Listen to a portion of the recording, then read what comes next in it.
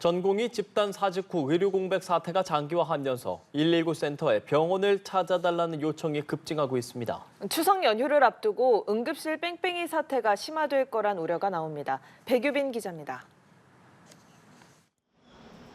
정비 차량 2대가 충돌해 작업자 2명이 숨지고 1명이 다쳤던 구로역 사고.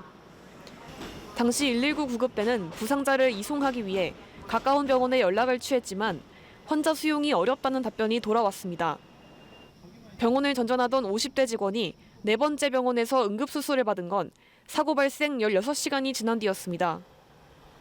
지난달 4일에는 열경련이 온 28개월 여아가 응급실 11곳에서 거부를 당해 한 달째 의식불명 상태에 있다는 사연도 들려왔습니다. 올해 2월부터 지난달 25일까지 119에 접수된 병원을 찾아달라는 요청은 1,200여 건. 지난해 같은 기간보다 2배 이상 늘어난 수치입니다. 올해 들어 지난 6월 10일까지 구급대가 환자를 4차례 재이송한 사례는 17건이나 됐습니다.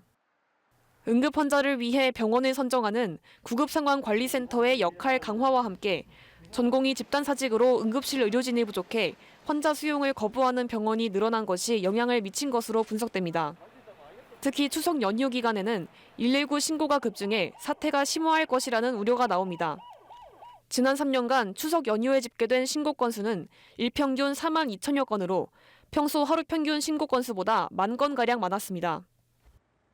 명절이라든지 이런 특별한 때에는 구급 요청이 평상시보다 더 많아질 수 있습니다. 퇴직 구급대원을 임시로 채용한다든지 해서 출동 요청에 유연하게 대처할 필요가 있다고 봅니다. 의료 공백이 장기화하는 가운데 다쳐도 한 번에 응급실을 가기 어려운 현실에 시민들의 우려는 커지고 있습니다.